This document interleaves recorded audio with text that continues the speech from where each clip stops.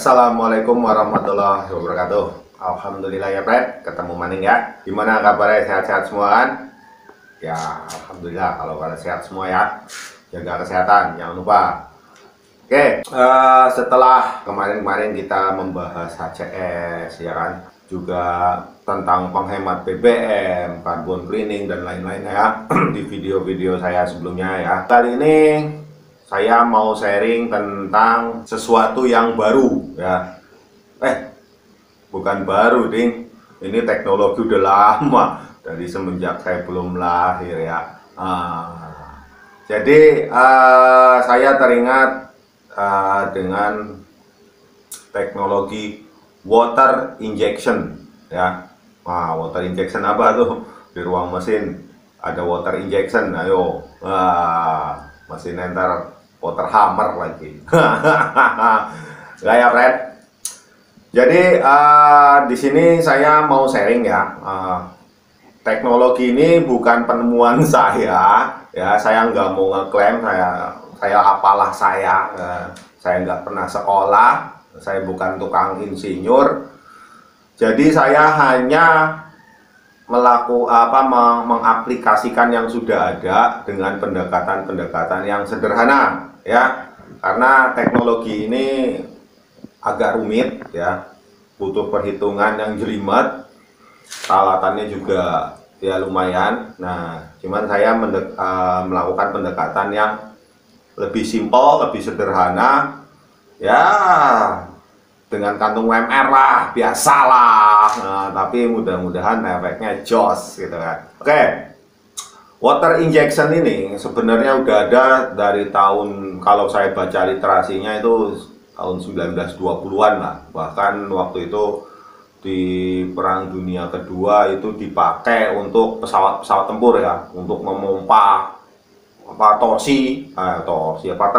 tenaga pesawat, kapal laut ya, kapal tempurnya. Itu pakai water injection ya, bukan mesin uap tapi water injection gitu kan. Itu udah ada, udah lama. Bahkan di mobil-mobil yang untuk produksi massal ya, kalau nggak salah yang saya pernah dengar itu BMW M4 GTS.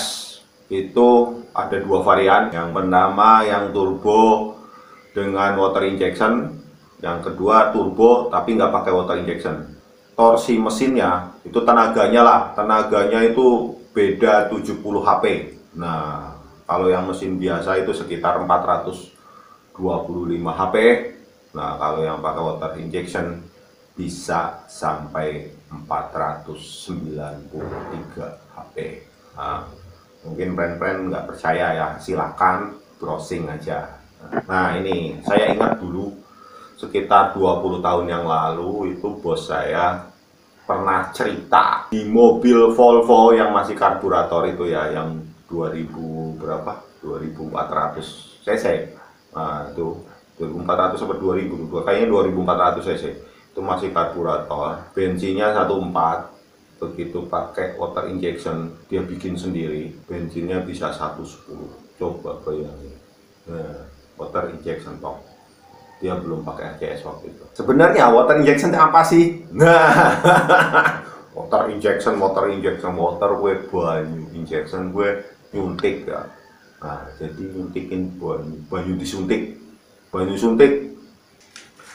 Oke, water injection ini yang saya baca-baca ya, saya cari-cari tahu. Jadi sebenarnya dia fungsi utamanya ya membuat bahan bakar di dalam ruangan, dalam throttle body itu menjadi lebih dingin, sehingga kalau lebih dingin udaranya lebih padat, otomatis torsinya akan naik saat pembakaran. Jadi kompresinya lebih padat, tenaganya itu akan lebih dahsyat.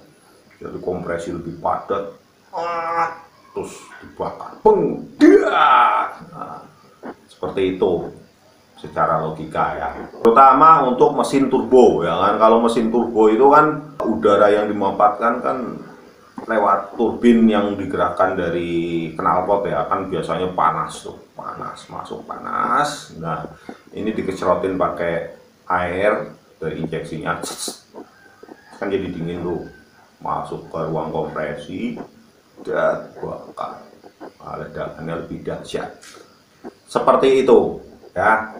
Nah, bagaimana cara bikinnya? Ya, berhubung kita UMR, nah di sini ada injection. Nah, injection berhubungan dengan injektor, ya kan? Kayaknya rumit ya, apalagi waktu pengecerotannya harus diatur. Kalau mobil injection itu harus pakai ECU. Waduh, ribet dah. Urusan nenek karo ECU ribet dah pokoknya.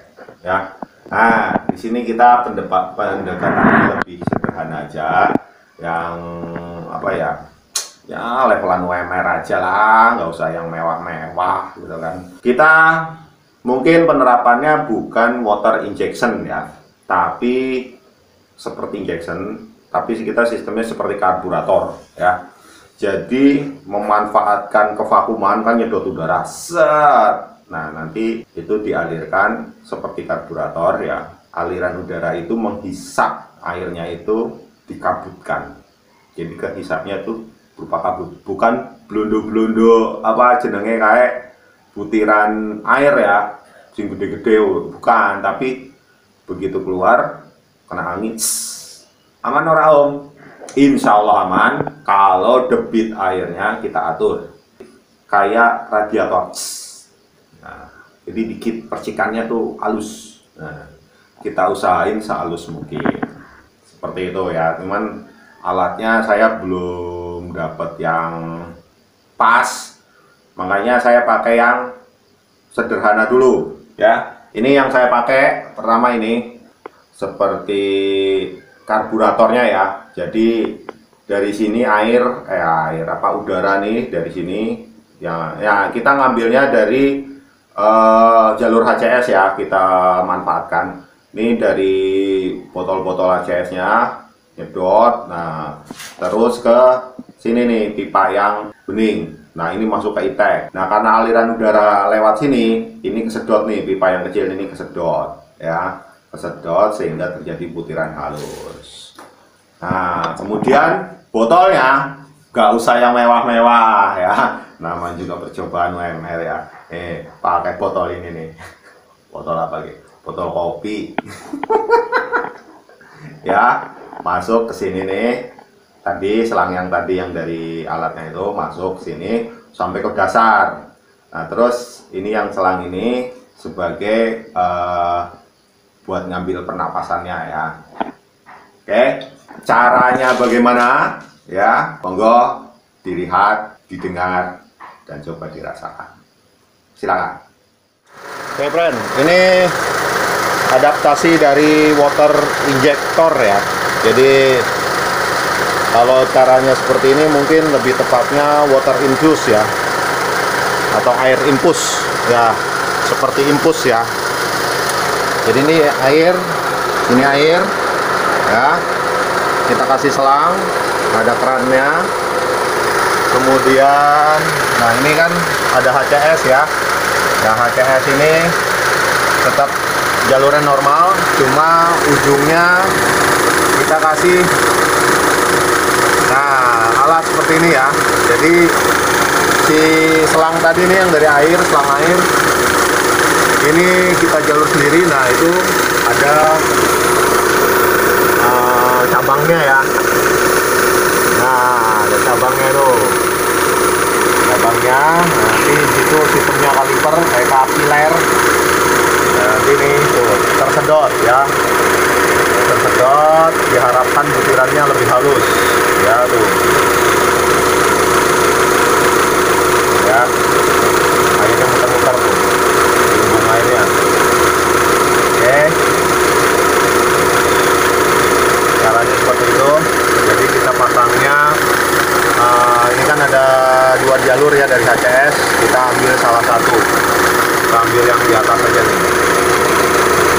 Nah, seperti ini friend. Tuh bergerak ya, bergerak. Kalau lagi idle bergeraknya jarang. Tuh kelihatan kan? Tuh jalan. Oke, jalan lagi. Nah, coba kalau digas ya.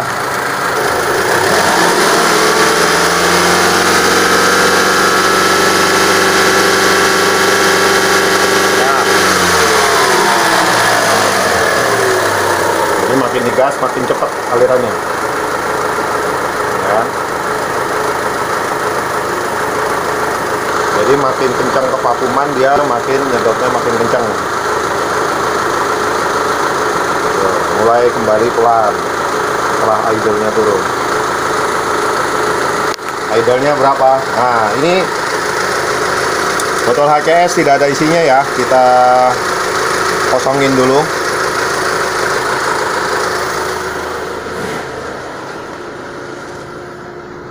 Nah, RPM-nya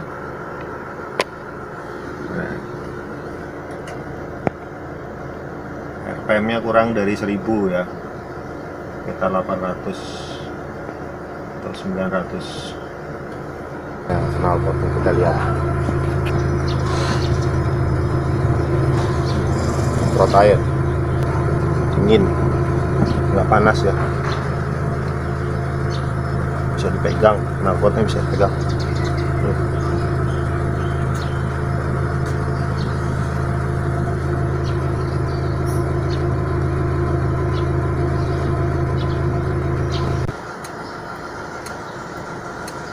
Oke, dan temperatur juga di bawah setengah ya. Nah, ini biasanya main di setengah, ini di bawah setengah dikit.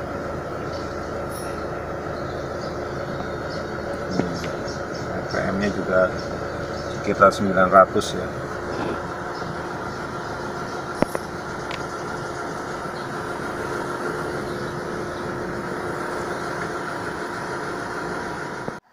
Oke, friend, tadi kan udah ya cara pemasangannya, nggak ribet ya, nggak rumit sebenarnya ya, simple. Nah, itu kan juga airnya sedikit yang tersedot, itu juga ya jadi butiran-butiran, nah diurai ya, butiran-butiran, orang belunduk-belunduk gede ya. Nah, ini setelah saya pasang ya, itu memang mesinnya mungkin perasaan saya tok ya, mesinnya lebih getarannya lebih halus gitu ya. Kemudian kalau soal tenaga di awalan itu nggak beda jauh dengan, nggak beda lah, kalau saya bilang nggak beda dengan yang standarnya. Nah, cuman yang kerasa beda itu setelah RPM di 2000 ke atas. Di 2000 ke atas itu seperti ada hentakan gitu, jadi kayak macam mood. Nah, gitu ya, itu yang saya rasakan awal-awal ya waktu percobaan kemarin. Jadi RPM sebelum 2000 seperti biasa normal, tapi setelah lewat dari 2000 nah seperti itu ya, mungkin karena apa ya, debitnya itu di 2000-an itu debitnya mulai banyak,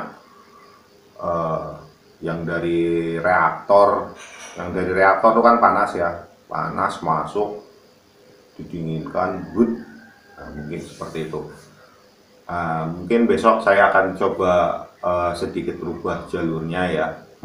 Yang kemarin dia kan jalurnya ada dua ya, yang masuk ke intake ya kan, ada dua, yang satu lewat bekas PCV, yang satu yang di depan throttle body. Nah, saya pakai yang depan throttle body. Nah, besok coba saya mau jalurnya saya ubah lagi, jadi sebelum cabang itu saya pasangin yang water, apa ya namanya, kalau saya bilang bukan water injection ya, tapi water infus ya, kita sebut istilahnya infus saja ya, pakai infusan ya, biar nggak terlalu keren istilahnya, ntar mahal, teknologinya dianggap mahal lagi, kok ada yang jual mahal lagi ya, kesian. Nah, pakai infusan aja ya, infusan. Jadi infusannya nanti sebelum cabang 2 itu kita pasang. Just Oke friend, gitu dulu sharing saya. Mungkin kalau friend-friend mau nyoba, monggo silakan, caranya gampang kok. Oke, demikian dulu. Assalamualaikum warahmatullahi wabarakatuh.